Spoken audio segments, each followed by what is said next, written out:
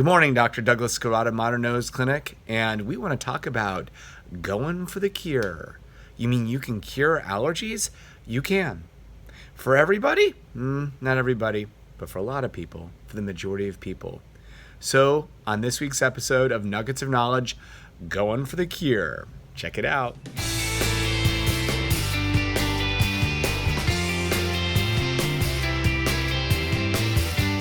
So briefly, what are allergies? It's your body's immune system, your own private police department looking at innocent things floating around and thinking it's more serious than it really is. So for instance, you're outside and a virus is sneezed onto your face. Well, you want your immune system to know it and go after it and do what it can about it. You are sharing ice cream with your 3-year-old. Why would you do that? Anyway, and your immune system sees some bacteria. Go get it, boys. Shut that thing down.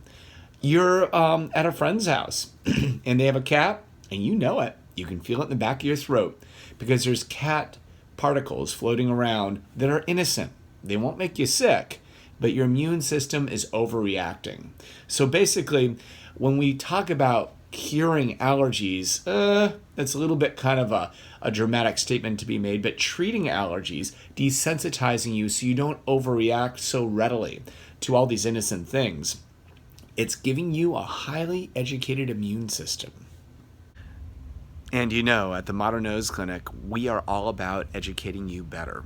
Our whole business model is to try to do medicine differently because we think working harder at medicine won't solve anything.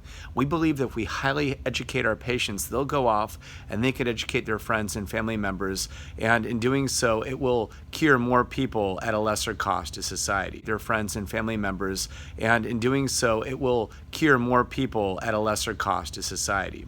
So I'm glad you're watching this. Hopefully you'll share it with someone else. So what about this cure business? Well, there's something called immuno. You know, at the Modern Nose Clinic, we are all about educating you better. Our whole business model is to try to do medicine differently because we think working harder at medicine won't solve anything. We believe that if we highly educate our patients, they'll go off and they could educate their friends and family members, and in doing so, it will cure more people at a lesser cost to society.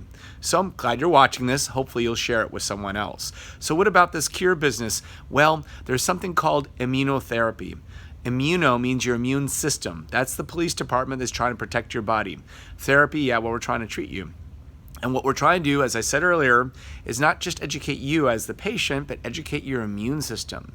And we do that by showing a small amount of what you're allergic to in very safe quantity in different ways. And then over time, your body starts to familiarize yourself with it and says, that's no big deal. And then it stops reacting. So I've got a little bit of a story to share with you, of course, right? Here we go.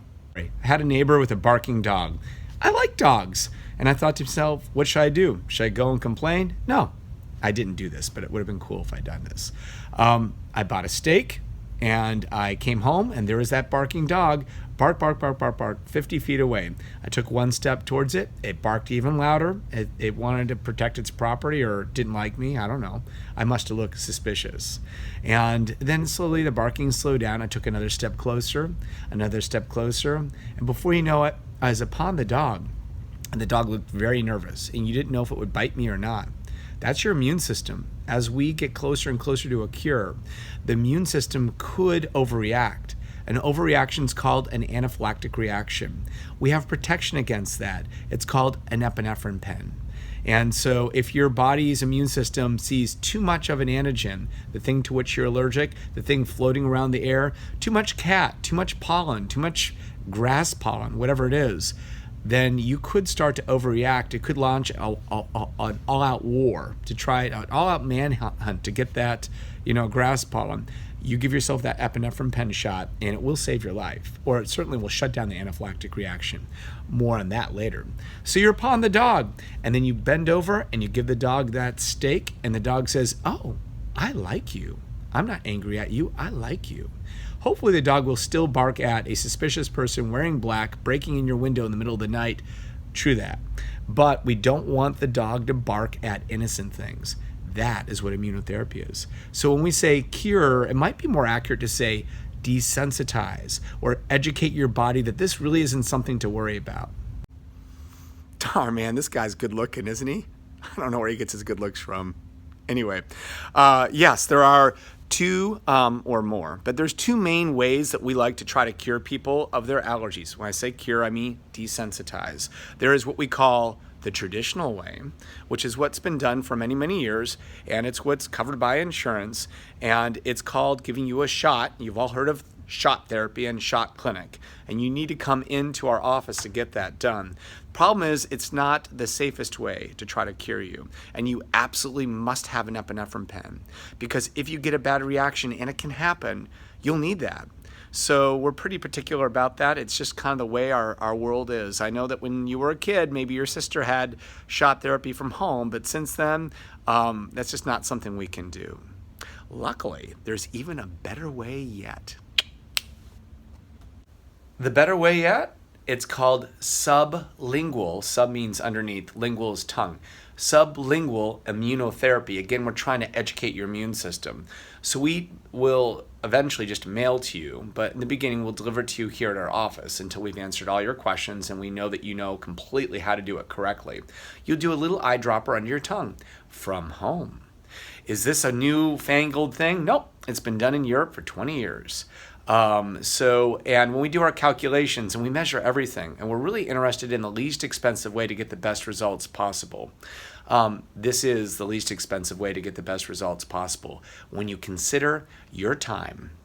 So with our immunotherapy routes, you can come into our clinic and get a shot, at least down in our Salem location. Our Portland location, we're not sure if we're going to do that. Or you can do an eyedropper under the tongue. And the eyedropper under the tongue is called sublingual, S-L-I-T, which is very unfortunate, but they call it slit. The shot in the arm is called SCIT, subcutaneous, underneath the skin, immunotherapy. I'm going to break it down for you now. You ready? Here we go. So sublingual immunotherapy is done from home, drops under the tongue. It's the safest route. Because it is so safe, we will not require you to have an epinephrine pen. However, if you've got bad enough allergies that you are undergoing immunotherapy, you could get stung by a bee or something else could happen and you could get a bad reaction. I think it's a good idea to have it at home, and we will give you that prescription. I think it's the way to go. However, we won't force you to do that. If you'd like to sign a consent form showing that you've been educated and you chose not to, we will provide that opportunity to you. Subcutaneous immunotherapy, like my little picture of the shot, it's done in clinic. For the first 2 years, it's once a week. After that, it's once every other week, and then at less intervals up to once a month until you're cured. You must have an epinephrine pen, and you need to know how to use it. In any scenario, we want you to know how to use it if you're going to need to use it. And that is the traditional route. So when you calculate time and you see that it takes time to drive into the clinic, it takes time to wait to get your shot. You get your shot, you have to wait for up to 30 minutes thereafter. You have to have it checked again, and then you go back to wherever you came from. You start to realize that there's a time variable in regards to how expensive that is. You just don't have that same time variable with the slit because it's done from home. So that's why we typically would recommend people consider the slit approach first. But Dr. Skarada, how much does it cost? Great question. The frustration with medicine, oh, so frustrating. If you go through your insurance company, who knows? We can try to find out. Really, you can probably call up and ask them, but there are so many variables. It is covered by several insurance plans, but they don't give you a check for how much time it takes for you to drive in and drive home. That's where the cost savings occurs. So, and also there's often deductibles and whatnot. So each year you have to pay your deductible before it completely kicks in, and multi-year thing, very complicated. Try to simplify this down and we'll give you a handout and you could call up and find out. However, it is unequivocally less expensive for the large majority of people to do the sublingual immunotherapy. The EpiPen, it's kind of like having a life jacket on the Titanic. If you're going down, you want to have it. Oh gosh, I'd probably want a lifeboat because I heard the water was really cold, but I don't really know. So the epinephrine pen, what does it do? It tells your body to chillax when it's overreacting and it's deciding it's going to make everything swell up, make it difficult to breathe, so on and so forth. Then the epinephrine will tell it, nope, just relax. This is fine. Nothing to worry about. Now, if you take certain medications like beta blockers, they're high blood pressure medications, and other medications, we really need to know that, and we check it. So if you get a new medication and you're on immunotherapy, you gotta let us know.